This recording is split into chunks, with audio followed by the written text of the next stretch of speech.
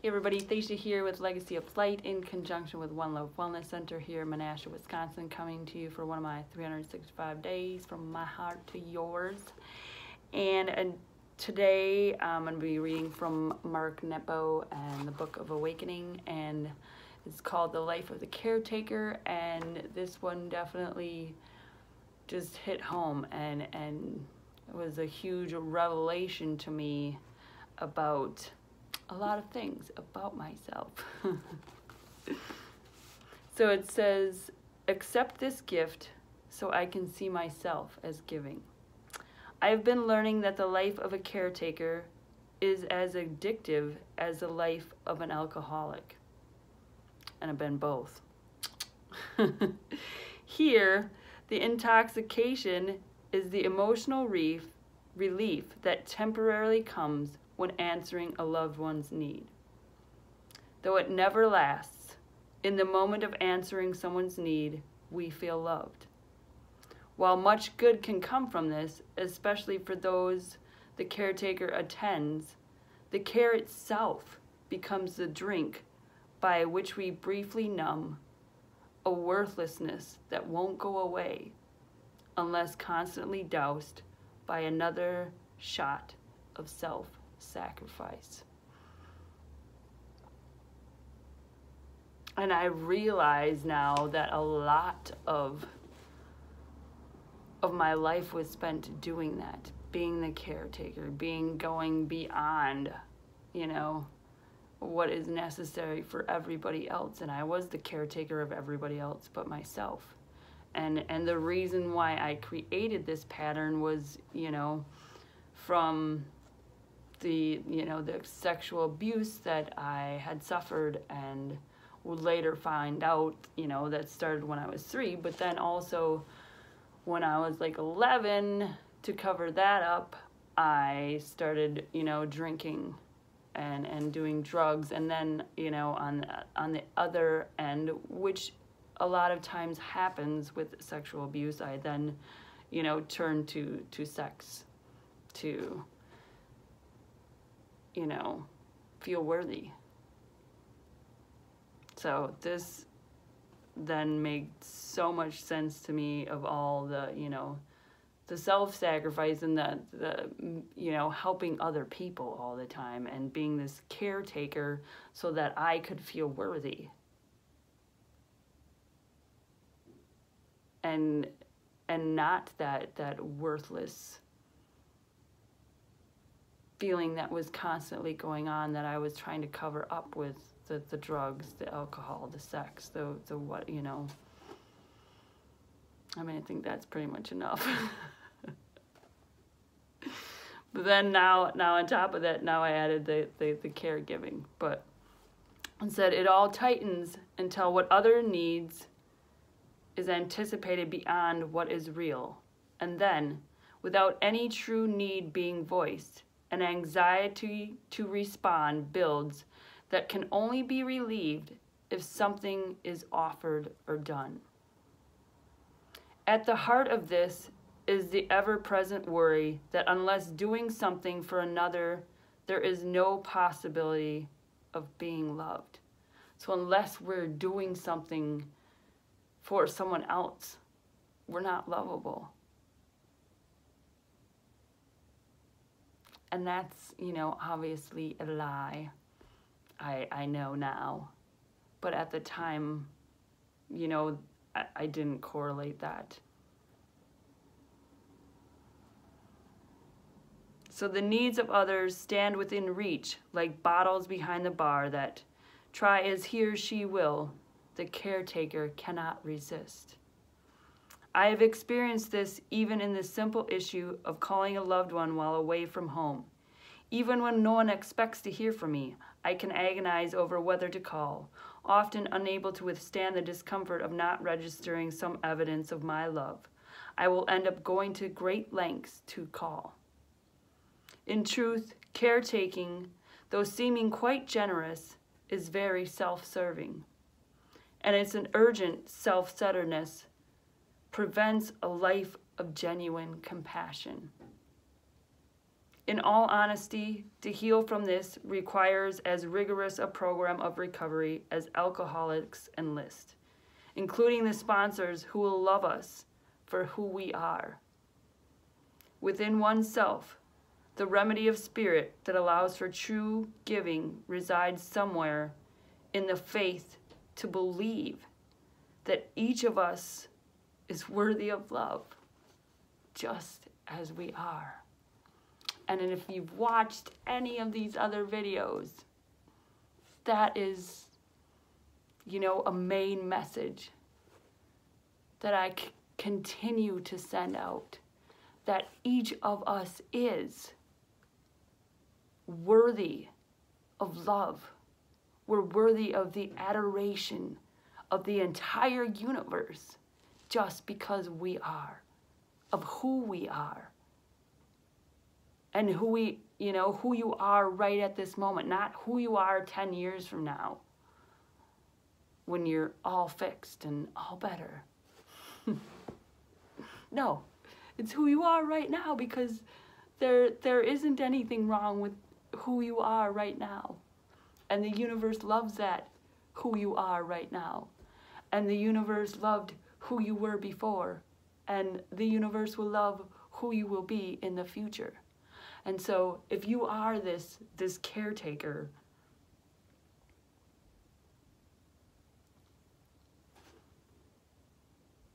a lot of it, I believe, and you know, I see that now, can be resolved by going within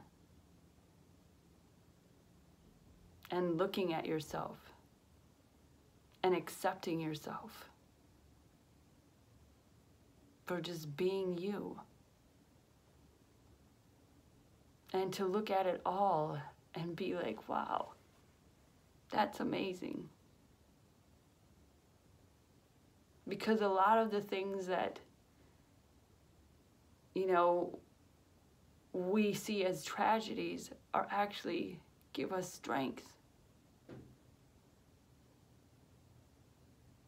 Because wow, you could just go through all of that and still be here. Because a lot of the times these tragedies break our hearts open. They break them wide open.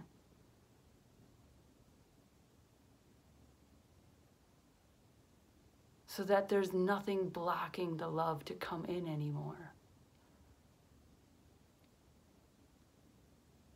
It's beautifully broken to open us wide open for acceptance.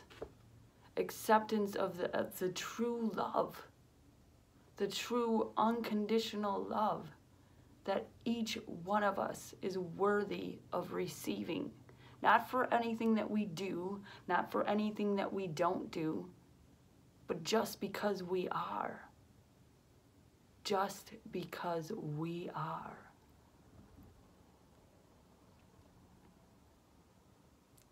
And you know, this totally makes sense, and how this caretaker personality is super addictive. It's you know, it's like the same addiction as alcohol, and I look at that as like, it was just this, you know, one of those mind-blowing moments of like, holy shit, yeah. Because, you know, even after I quit drinking, I still had this. I still had this caretaker that I didn't even realize that I was, you know, helping find out. And, you know, going through the program, so to speak, you know, like, you know, Caretakers Anonymous. Hello, everybody. My name is Stacia, and I'm a caretaker. But going through the program, and I didn't even realize that's what I was doing. And, you know, when I stood up for myself recently and just didn't stay in a place that I knew my heart didn't want to stay. Even though, man, even though I felt like that person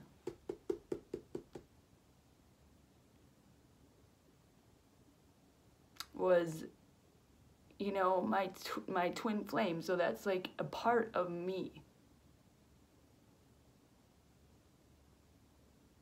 Is like literally my other half. And they weren't ready.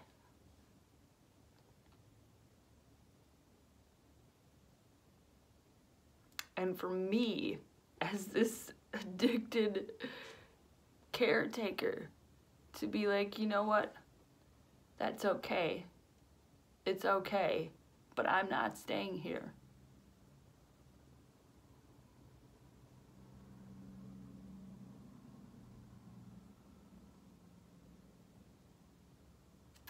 And listening to my heart to say, yeah, it's gonna hurt a little bit. It's gonna hurt for a minute. And, you know, and also on the other side of that was, you know, a financial situation where it was like, you know, that little voice of fear crept in and is like, how are you gonna afford to live? And you know what, that wasn't gonna make me stay either anymore, because I've healed that caretaker. I've healed the need to make sure that everybody else is okay above myself, because in the end nobody will be okay then in the situation, because I haven't first cared for me. And if we don't first care for ourselves, we literally can't care and love for anybody else. We can pretend, we can attempt to, we can try to, but in the end it's not real. And this caretaker was keeping me from being authentic and showing genuine compassion. And it's okay. It's cool. Because now I know. Now I'm aware. And now I can, you know, make the choice with what I want to do with that information.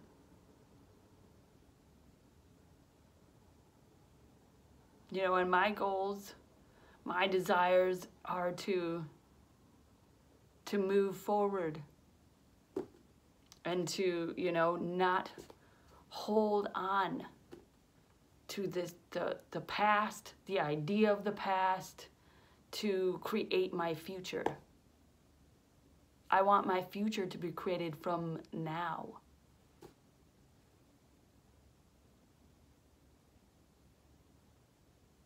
Because the now me has greater knowledge, greater wisdom, greater love for myself than the, you know, my previous past me had.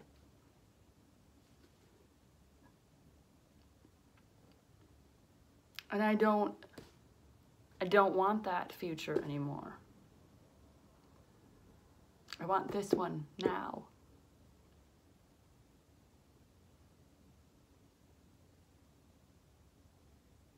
And so this reading was so eye-opening and beautiful for me. Just to see that, you know, here all this time, this past, you know, couple of years, this is what I've been doing. I've been working on that caretaker. Like the caretaker Thesha saying, thank you. Like you've done a good job, and I appreciate you for showing me all the things that you have. And I can integrate that part of me and just love it and be like, thanks. You know? And not hold on to that addiction. And, you know, just the whole realization that it is, like, how true is that? Like, there was just things that I still couldn't figure out. Why, why I kept making a couple, some of these choices that I've made, and it didn't make sense, but now it does. It's like, it's totally clear, and it's cool, because I, have finally, through everything, chosen me at all costs, even though this, part of me, the caretaker, wanted to choose everybody else. It wanted to help everybody else. Because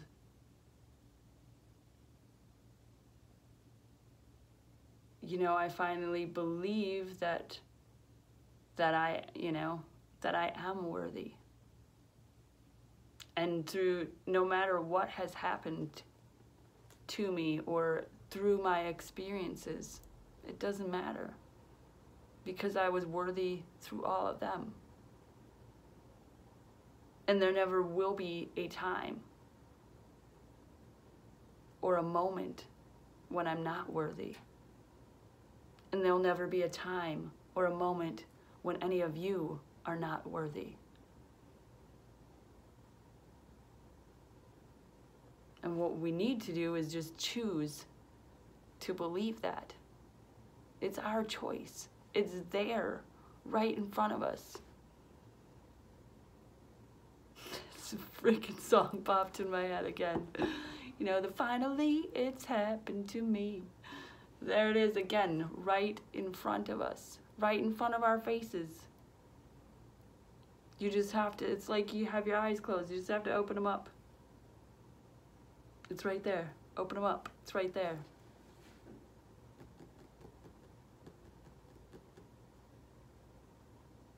So always we are worthy. Always we are adored. Always we are loved. For eternity. That, forwards, backwards, wherever you want to go. There's no place or time in space that you can go that you wouldn't be worthy, that you wouldn't be loved, that you wouldn't be adored.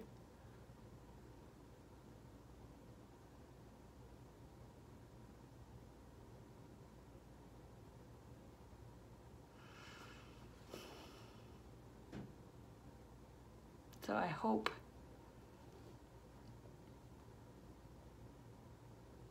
that, you take this to heart, and whether you are the caretaker or whatever you are going through, that, that you feel is some sort of addiction. I mean, we have everything, So, there's food.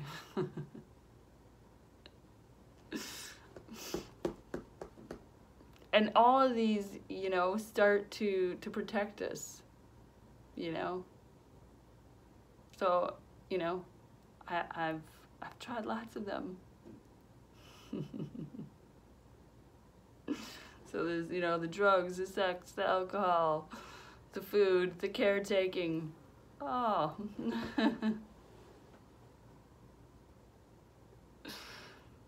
But when you start the journey inward, some of these will fall away, and some of them, may be deeper and need some more time. But that's the great part, is the journey and the time that we spend, working through them.